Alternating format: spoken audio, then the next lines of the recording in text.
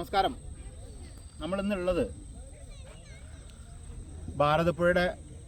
ഭാരതപ്പുഴയുടെ മണൽ പരപ്പിലാണ്. അപ്പോൾ നമുക്ക് കാണാം ഭാരതപ്പുഴ എന്താ പറയുക, വറ്റി വരണ്ടു എന്ന് പറയാൻ പറ്റില്ല. എന്നിരുന്നാലും രണ്ടറ്റവും ഒഴുകാതെ നടുവിലൂടെ ചെറിയൊരു തോട് പോലെ മാത്രം ഒഴുകി പോകുന്നത് കാണാം.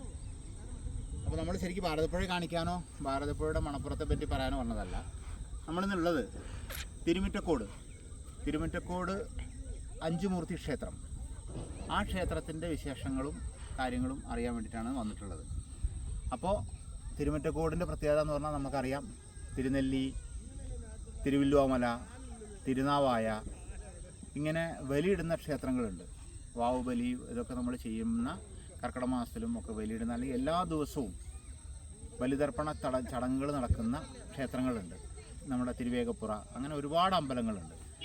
ശിവന് പ്രാധാന്യമുള്ള, അല്ലെങ്കിൽ മഹാവിഷ്ണുവിൻ്റെ അഞ്ചുമൂർത്തി, അങ്ങനെയുള്ള നവാമുകുന്ദൻ, ഇങ്ങനെയൊക്കെയുള്ള ക്ഷേത്രങ്ങൾ നമുക്കറിയാം. അതിലൊരു അമ്പലമാണ് തിരുമിറ്റക്കോട്. ഈ തിരുമിറ്റക്കോട് ക്ഷേത്രത്തിൽ ഇപ്പം നമുക്കിവിടെ കാണിക്കാം. നമുക്ക് അങ്ങോട്ട് പോകുമ്പോൾ നമുക്ക് കൃത്യമായിട്ട് കാണാം, അവിടെ പടവുകളുണ്ട്. കർക്കിടക മാസത്തിൽ വളരെ ഗംഭീരമായിട്ട് ബലിയിടൽ ചടങ്ങ് നടക്കുന്ന ക്ഷേത്രമാണ്. എല്ലാ ദിവസവും ബലിയിടൽ നടക്കുന്ന ക്ഷേത്രമാണ്. അപ്പോൾ നമുക്ക് ബാക്കി അവിടെ പോയിട്ട് പറയാം. അവിടെ സൂക്ഷിച്ചു വരും, അതൊക്കെ നടന്നോ.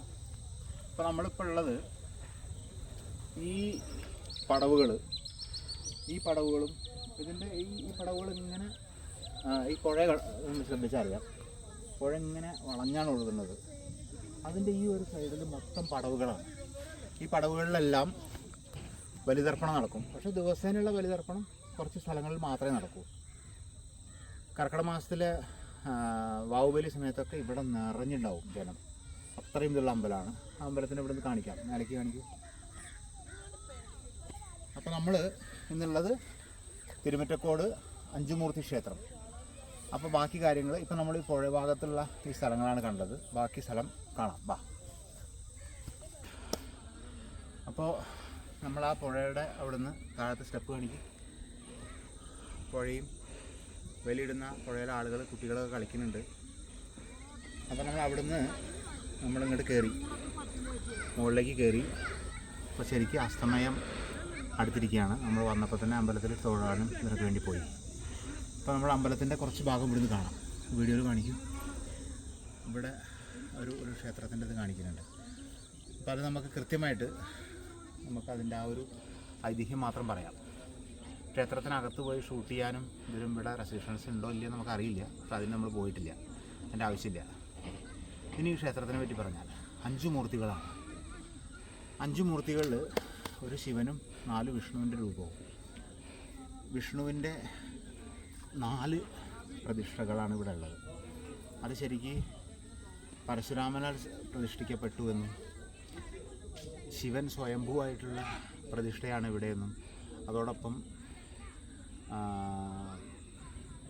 പഞ്ചപാണ്ഡവന്മാരാൽ പ്രതിഷ്ഠിക്കപ്പെട്ടതാണ് വിഷ്ണുവിൻ്റെ രൂപമെന്നും വിഷ്ണു പ്രതിഷ്ഠകളെന്നും ഇവിടെ ഐതിഹ്യം പറയുന്നുണ്ട്.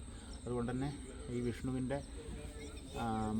3 പ്രതിഷ്ഠകൾ പുറത്തും, അതിൽ ശിവൻ്റെ പിറകിലായിട്ട് അർജുനൻ പ്രതിഷ്ഠിച്ചു എന്ന് പറയുന്ന വിഷ്ണുവിൻ്റെ പ്രതിഷ്ഠ പിറകിലുമുണ്ട്.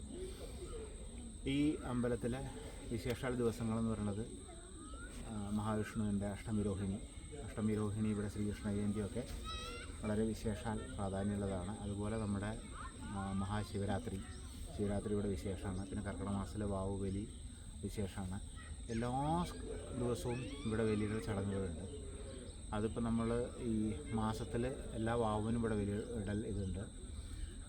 പിന്നെ ഇവിടുത്തെ പ്രത്യേകത എന്ന് പറഞ്ഞാൽ നമുക്ക് പറയാം, പാലക്കാട് ജില്ലയിൽ പട്ടാമ്പി താലൂക്കിലാണ് ഈ സ്ഥലം വിടുക. ഈ സ്ഥലത്തിലേക്ക് ഈ ക്ഷേത്രത്തിൻ്റെ ഇതും ഐതിഹ്യവുമായി ബന്ധപ്പെട്ടുകൊണ്ടുള്ള പേര് തിരുമിറ്റക്കോട് എന്നാണ്. പിന്നെ 108 ദേവന്മാരുമായിട്ടുള്ള ബന്ധമുണ്ടെന്ന് പറയുന്ന അമ്പലമാണ്. പരശുരാമനാൽ പ്രതിഷ്ഠിക്കപ്പെട്ടു എന്ന് പറയുന്നു. എല്ലാ അർത്ഥത്തിലും പാലക്കാടിൻ്റെ ഒരുപാട് എന്താ പറയുക, ആ പാലക്കാടൻ വള്ളുവനാടൻ ആ ഒരു ചൈതന്യവും അല്ലെങ്കിൽ അതിൻ്റെ ഒരു തനിമയും ഉള്ള നല്ലൊരു ക്ഷേത്രമാണ്. അർജൻറ്റ് പിടിച്ച് ധൃതിപ്പെട്ട് വന്നിട്ട് വെറുതെ കുറച്ച് വഴിപാടും കഴിച്ച് തൊഴുതു പോകാം എന്നുള്ള രീതിയിൽ ആരും വരരുത്. ഇവിടെ വന്ന് സ്വസ്ഥമായിരുന്ന് ആ വിഷ്ണുവിൻ്റെ ആ ചൈതന്യം നമുക്ക് ആവാഹിക്കാൻ പറ്റണം. അതോടൊപ്പം നിളയുടെ ഭംഗി ആ നിള ഒന്ന് കാണിക്കും മൊത്തം. അവിടെ നിന്ന് നല്ല രസകരമായി ഒഴുകുന്ന നിള നദിയുണ്ട്. ഇത് ശരിക്ക് വർഷക്കാലത്താണ് നമ്മൾ വരണമെങ്കിൽ ഈ സ്റ്റെപ്പിൻ്റെ ഇവിടെ വെള്ളം തൊട്ട് അങ്ങ് അത് വരെ 2 സൈഡിലും വെള്ളമായിരിക്കും. അപ്പം എല്ലാം കൊണ്ടും നല്ല നമുക്കൊരു ഭയങ്കരമായിട്ട് ബൂസ്റ്റിംഗ് കിട്ടുന്ന നല്ലൊരു ക്ഷേത്രം. അപ്പോൾ എല്ലാവരും ഒഴിവ് സമയത്ത് ധൃതിയില്ലാതെ കുറച്ച് നേരം വന്ന് ഫ്രീ ആയിട്ട് ഇരിക്കാൻ പറ്റുന്ന രീതിയിൽ വരിക. പിന്നെ ഇവിടെ വരുമ്പോൾ നമ്മൾ വേറൊരു കാര്യം കൂടി പറയാം അതിൻ്റെ കൂട്ടത്തിൽ. ഇപ്പം ഞങ്ങൾ വന്ന സമയത്തും ഇവിടെ ഞങ്ങളുടെ കൂടെ ഉണ്ടായിരുന്നവർക്കൊക്കെ പറ്റിയൊരു അബദ്ധം കൂടി പറയാം. ശരിക്കും പറഞ്ഞാൽ ക്ഷേത്ര ദർശനം എന്ന് പറയുമ്പോൾ തന്നെ നമ്മൾ പറയും പഞ്ചേന്ദ്രിയ സുഖപ്രധാനം ക്ഷേത്ര ദർശനം എന്നൊക്കെ എവിടെയോ വായിച്ചിട്ടുള്ള ഓർമ്മയുണ്ട്. അപ്പം ശരിക്കും പറഞ്ഞാൽ ഇവിടുത്തെ പ്രദക്ഷിണം എങ്ങനെ പ്രദക്ഷിണം ചെയ്യണം, ഏത് വഴിക്ക് പോകണം, അതിയെ പോയാൽ അതിയെ വരാൻ പറ്റുമോ, ഇങ്ങനെയുള്ള കൺഫ്യൂഷൻസൊക്കെ ഒരുപാടുണ്ടാവും. ഇവിടെ ഈ ക്ഷേത്രം മലബാർ ദേവസ്വം ബോർഡിൻ്റെ കീഴിലാണ് വരുന്നത്. നമ്മളവിടെ വണ്ടി നിർത്തിയിട്ട് അവിടെ വലിയ ഗ്രൗണ്ടൊക്കെ ഉണ്ട് വണ്ടി നിർത്താൻ പറ്റുന്ന. ഈ അമ്പലത്തിൻ്റെ അപ്പുറത്തെ പൊളിയിൽ നമുക്ക് അവിടേക്ക് ഫോണും കൊണ്ട് പോകുന്നത് ശരിയല്ല എന്ന് പറഞ്ഞാൽ അങ്ങോട്ട് പോകാത്ത അവിടെ വണ്ടി നിർത്തി നമ്മൾ വരുമ്പോൾ അവിടെ തന്നെ പ്രദക്ഷിണം ചെയ്യാനുള്ള വഴിയുടെ കൃത്യമായിട്ട് അവർ ലേബൽ ചെയ്തിട്ട് അവിടെ വെച്ചിട്ടുണ്ട്, ഏത് വഴിക്ക് പോകണം, എങ്ങനെ വരണം എന്നുള്ളത്.